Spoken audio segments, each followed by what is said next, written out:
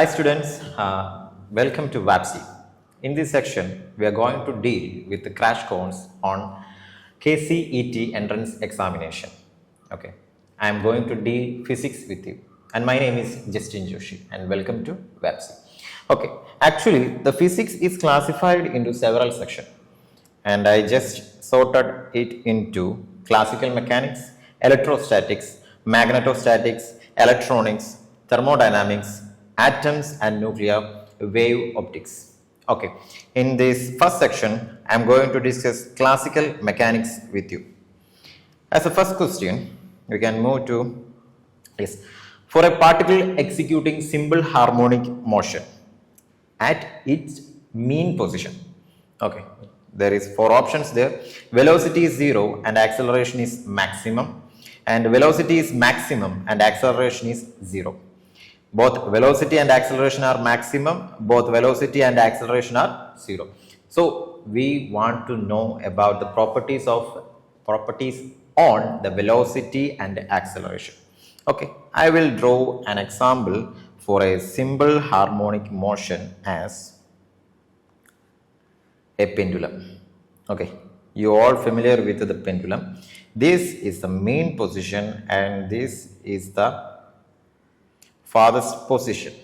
So amplitude is measured from the mean position. These two positions are the amplitude and they are the farthest position. Okay, when a bob is oscillating, if with respect to this mean position, this bob will have a maximum velocity at this position.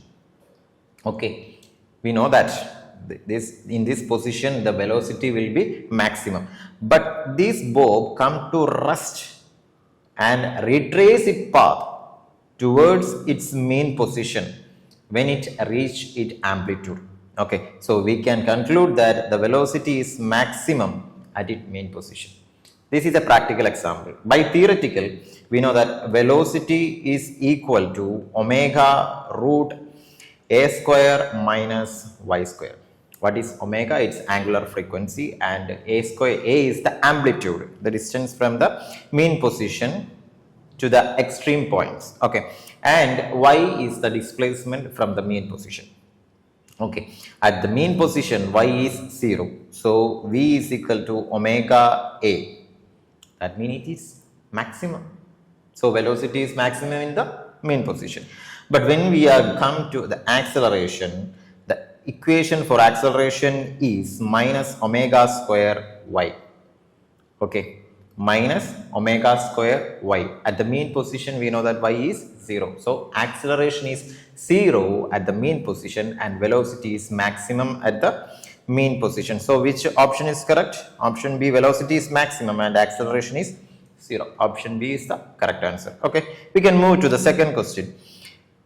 A motorcyclist moving towards a huge cliff. Okay, consider that here is a cliff is there and a cyclist is moving towards the cliff and with a speed of 80 km per hour. Okay, we can write as the velocity as 18 km per hour. Okay, blows a horn of source frequency 325 Hz.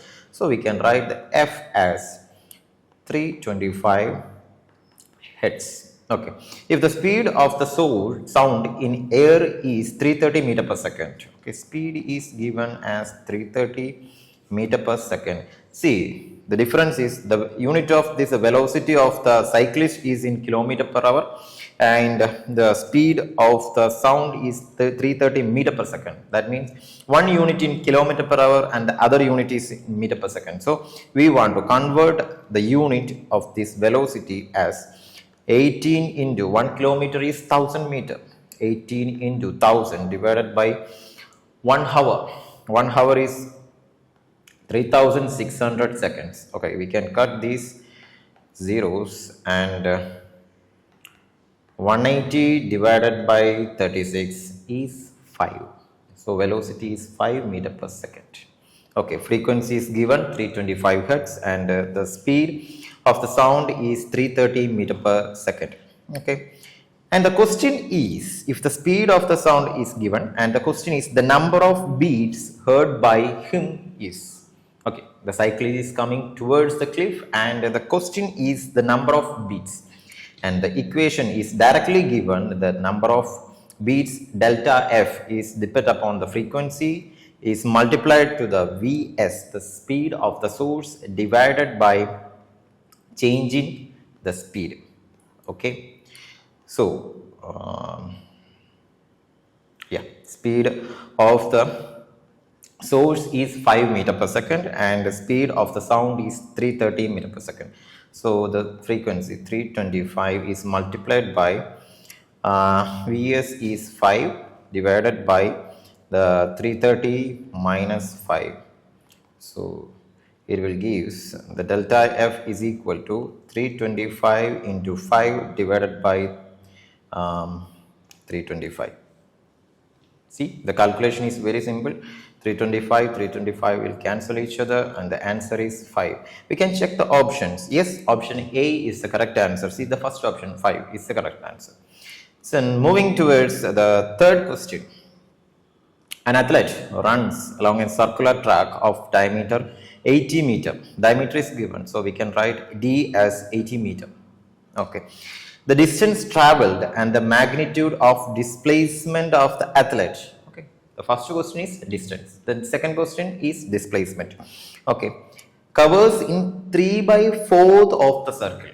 Okay. So first we need to draw a circle. Okay. Consider this is our circle and this is the center point and 3/4 of the circle. So what is meant by that? A 90-degree area. The 90-degree coverage of the area, total area is not covered by that athlete. That means he started from this position and covered to this point only. That is called 3/4. Okay. Because the total angle of a circle is 2 pi, that is 360 degree, and the 3/4 of the 360 degree is 180 plus 90, 270. Okay, approximately, mainly 270. Okay, so this angle is 270 and this is 90 degree, the total 360 degree. Okay, the question is displacement and the magnitude of the displacement and distance traveled. Okay. So we want to see the perimeter. Simple. The diameter is given, so the perimeter is pi d, which is pi 80. Pi 80 is the perimeter, and they are asked to find 3/4 of this perimeter. So 3/4 is multiplied by 80 pi, which gives 60 pi. So option, when we check the option A is the correct answer. 60 pi. 60 pi is the distance traveled. Okay. So when we check this option, the first option A has only 60 pi, but they are asked to find displacement also. But in exam, we don't need to find the displacement, because when we check the options, option A is clearly given that the distance traveled is 60 pi. So we don't want to bother about the displacement. If the question is only asked to find the displacement, see, this is the initial position and this is the final position. We want to draw a straight line from this initial position to the final position. Okay, that is because the displacement need direction. Okay, and this is the radius and this is the radius and both are 40 and this is 90 degree. By Pythagoras theorem, the displacement is root of 40 square plus 40 square, that is 2 into 40 square, which is equal to 40 root 2. Okay, so option A is, again we can conclude by the displacement. Okay, so in exam you need to not to worry the displacement, whichever. Okay, you are easy to find the distance. Okay, then we can stop by there. Okay, fourth question. Among the given pair of vectors, the resultant of two vectors can never be 3 units. The question is never be 3 units.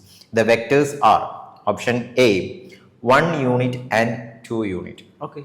When we add 1 unit and 2 units, what we get?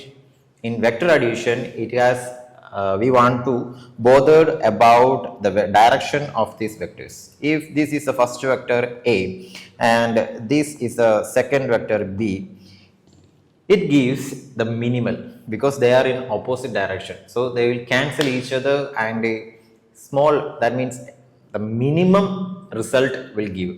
Okay, but if they are in direction, it gives maximum value. So when we add 1 and 2, we get a maximum of 3 unit and a minimum of 1 unit. So for option A, it is ranging from 1 to 3 and 3 is within this limit. So option A is not our answer. For option B, 2 unit and 5 unit, it will become vary from 3 to 7. Okay, it is also correct. And option 3 and 6. 3 plus 6 is 9 and 6 minus 3 is 3. 3 to 9. And option D, 4 and 8. 4 plus 8 is 12 and 8 minus 4 is 4. So the limit is 4 to 12. So 3 is not within that 4 to 12 limit. Okay. So which option is incorrect?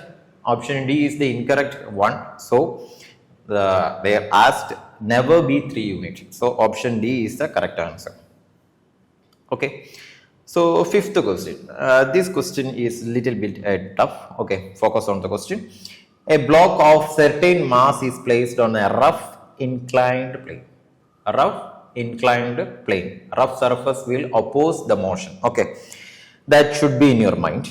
The angle between the plane and the horizontal is 30 degree. It's given. Theta is 30 degree.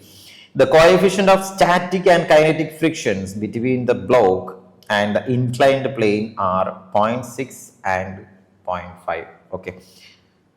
0.6 is what? Static friction, coefficient of static friction, and 0.5 is what? Coefficient of kinetic friction, respectively. Then the magnitude of the acceleration of the block is, so we want to find the magnitude of the acceleration.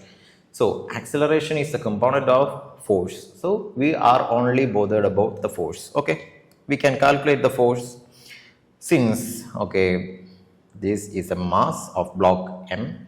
So it has a gravitational force acting towards the downward, but there is a block in the downward position. So the resultant force by the mass is towards the inclined position. Okay, so we can calculate as this F is equal to mg sine theta or cos theta. That is sine theta, because see, it wants to move this direction and we have the downward. Okay, so actually we have the adjacent. Okay, sine theta means the opposite. Okay, so see, the angle is 30 degree is given in here and we want the opposite direction, and the sine theta is a trigonometric function which gives the opposite. So F is equal to mg sine theta. Okay, this component is going towards the downward part, and a force which is due to the static friction. Okay, a force is given by the surface. That force is called a static friction. A friction is given by the surface to the moving particle. We want to calculate the force by that static. Okay, so that the coefficient is 0.6. Okay, that will be F is equal to mu, that means the coefficient, into mg cos theta, because the static friction is just opposite to the motion. The motion is to the downward, so the static friction, force by the static friction is just opposite. That means in this direction. That direction is the adjacent of the given angle 30 degree. Okay, so adjacent means the cos theta, mu mg cos theta, and we can give that the values. So mu is 0.6, and what is mass in here? The mass, a block of certain mass is placed. Okay, we can that given as mg, and Theta is 30 degree. Cos theta, cos 30 is root 3 by 2. Okay, root 3 by 2, and sin 30 is 1 by 2. So we can given as mg by 2 and 0.3 mg root 3. Okay, the value of this is 0.5 mg, and the value of this force by the static friction is 0.3 multiplied by 0.3 mg. Okay, so see, the force given by the object to the inclined plane is 0.5 mg. That means the 50% of mg. But the value of root 3, we know that the value of root 3 is always greater than 1, and it is approximately 1.71. So 1.71 is multiplied by 0.3 will get 0.53. That means 53%. That means the force by the static friction is 53%, and the force given by the mass to the downward is 50%. So friction is more than the force given by the mass. When the friction is more than, the particle is unable to move. So there is no acceleration. So when we check the option B, 0 is the correct answer, because there is no acceleration, because there is no motion. Okay. We can move to the sixth question. A particle of mass 500 gram means 0.5 kg, is at rest. It is free to move along a straight line. The power delivered to the particle varies with time according to the following graph. Okay.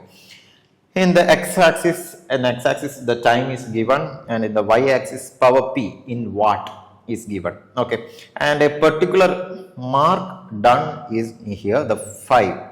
When the time is 5 seconds, it given that power is 8 watt. Okay. These ideas can be covered from the graph. Okay.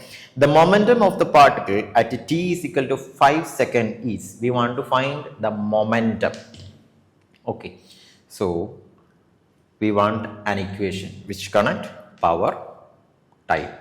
Okay. Power into time is nothing but work done. Okay. Work is equal to power into time. Power into time is nothing but the area under the graph. Okay, area work done is the area under the graph of a power time graph. Okay, so just calculate the area under this triangle and the rectangle. Okay, we can cut the graph as this, a rectangle and a triangle. The area of the rectangle is 2 into 5, 10, addition to plus, which gives 8 minus 2. That means the width is 6 and the length is 5. 5 into 6 is 30, and it is a triangle, so 5 into 6 by 2. So 30 by 2 is 50. 15 plus 10, nothing but 25. So the work is 25. Okay, 25 unit. Place that at there. Okay. Next, we want to we want to connect this work with momentum. So we know that work is given as 10 plus 15. 10 plus 15 is the area of the rectangle and triangle. So the area under the graph is the work done, and that work done is the area of the rectangle added with the area of the triangle. The 10 is the area of the rectangle and 15 is the area of the triangle. So total area is nothing but 25. So next we want to connect the area, that means the work done, with momentum P. Okay. So we have an equation actually. Work done is equal to P square by 2m. Okay. That means the work done is connected with the momentum as work equal to P square by 2m. This is a standard equation, and work is 25. 25 is equal to P square by 2 into m. Mass is given as 500 gram. 500 gram means 0.5 kilogram. So 2 is multiplied by 0.5, which is equal to P square by 1. So P square is 25. So P is equal to 5. So we can check the options. Okay, option C, 5 ns, Newton second, is the correct option. Okay, move on to the seventh question. A ceiling fan is rotating around a fixed axis as shown. Okay, I think you can see the figure. The direction of angular velocity is along. So we have to bother about the direction of the angular velocity. Okay, you can see the x, y is the direction. Okay, so the ceiling fan is rotating about the z axis, because see, this is z and it is rotating like this. Okay, in here we want to use the right hand thumb rule. Okay, because see the direction, it is rotating like this. So take your right hand and place like this. Okay, place like this, and in which direction the thumb is directing? Towards the lower position. In this graph it is negative z direction. So minus k cap is the position. Okay, minus k cap is the direction of the angular velocity. Okay, minus k cap is in the option D is the correct answer. Minus k cap is the option D. Okay, so we can move to the 8th question as. Okay, this 8th question is little bit tough. Concentrate. A body of mass 1 kg is suspended by a weightless string which passes over a frictionless pulley. Frictionless pulley. So we don't want to bother about the force given by the friction. Okay. Pulley of mass 2 kg. Mass of the pulley is 2 kg. As shown in the figure, the mass is released from a height of 1.6 meter. So it is placed above a 1.6 meter from the ground. With what velocity does it strike the ground? Okay, we want to calculate the velocity. Actually, when a mass is placed above a surface, it actually have potential energy. That potential energy should be transformed to kinetic energy. Okay, but we don't want, please, we will not think the kinetic energy as half mv square, because in addition a rotation motion is occurring on this pulley. So we want to calculate the angular mechanism. That means half I omega is the kinetic energy by the angular motion. Okay, so the potential energy will equal to half mv square plus half I omega square. Okay, mgh is the potential energy that is dissipated as half m2 v square plus half I omega square. Here m1 is the mass of the mass 1 kg which is hanged above 1.6 meter from the ground surface, and m2 is the revolving, that pulley, rotating pulley is the m2. So this is to be changed to m1. m1 is m1 half m1 v square is the kinetic energy given by the mass stored above 1.6 meter from the ground. Okay, and half I omega square, the second term, is the kinetic energy given by the rotating pulley. Okay, so what is I in here? I is the moment of inertia, which is equal to half m2 r square. Okay, and what is omega? Omega is the angular velocity which is given as v by r. So what is omega square? Omega square is v square by r square, and I is equal to half m2 r square into v square by r square. So r square and r square will be cancelled by each other, and I is equal to half m2 v square. I is equal to half m2 v square.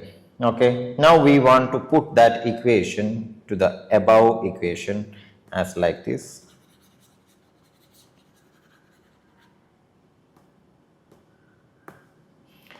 Half m1 v square plus half of half m2 v square. Okay, and the left side is m1 gh, and here they said as g as 10, which is equal to half m1 v square plus 1 by 4 m2 1 by 4 m2 v square. Okay, which is equal to we can substitute the values. m1 is 1 kg, g is 10, and h is 1.6. 10 into 1.6 is 16. 16 is equal to half of m1 is, what is m1? m1 is 1, and we have to find the v square plus 1 by 4. m2 is what? 2 kg. 2 into v square. So 1 by 2, 2 by 4 is 1 by 2, 1 by 2, 1 by 2 plus 1 by 2 is 1. So 16 is equal to v square. So v is velocity equal to 4 meter per second. Meter per second is the unit of velocity. So which option? Option D is the correct answer, 4 meter per second. Okay. Then we can move to the 9th question. What is the value of acceleration due to gravity at a height equal to half the radius of the earth from its surface? Okay, so we know that the acceleration due to gravity product with the height is a constant. That means when height increases, the gravity decreases. So they are inversely proportional.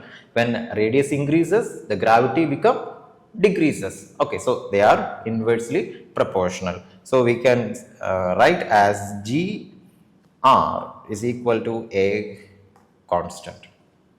Okay, now we can consider at the radius of the earth. At the surface, gr is a constant. So at a height, gh, the radius become r plus h, which is equal to g on the surface into r. So gh is equal to gs into r divided by r plus h. What is h? Which is half of the radius of the earth. So r plus r by 2. R plus r by 2 is nothing but 3 by 2. So 2gs by 3. At the surface it is 10, so 20 by 3, approximately 6.6 something. In the options they have given as 6.5. So option B is the correct answer. Okay. So we can move to the 10th question. Water flows through a horizontal pipe of varying cross section at a rate of 0.314 meter cube per second. Okay, that means it is given as the volume in 1 second. Okay, so the velocity of water at a point where the radius of the pipe is 10 centimeter is, see, the rate always constant. If the radius of the pipe is decreasing, the velocity of the water will increase. We know that because if we put our hand in the end of a pipe, the water will split because of the cross section is decreasing, so the force will increase, so the velocity will increase. Okay, so when we put our hand on the hole, the velocity will increase. That means when the radius decreases, the velocity will increase. But the 0.314 meter cube per second is the rate. That will be a constant. Okay, so we can write q as 0.314 meter cube per second as a constant. That constant q is equal to a into v, area into velocity. Okay, they have said that the radius of the pipe is 10 centimeter. Okay, when the 10 centimeter is equal to 0.1 meter. So area is equal to pi r square, which is 3.14 into r is 0.1. 0.1 square is 0.01. And so the velocity will equal to 0.314 divided by 0.0314, which is equal to 10. So the velocity is 10 meter per second. Option C is the correct answer. Okay.